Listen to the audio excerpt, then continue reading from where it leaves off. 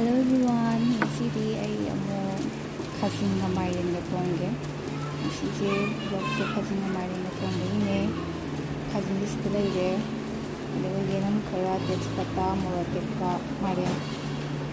Aidi yam matanda kani masla ko majam sizinariko. Simple nga rin thonge.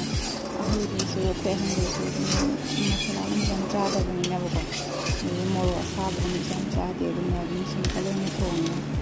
First day is mana khajing ko para ng thongse ko. Yam naman na rin mo di sabi ng ito.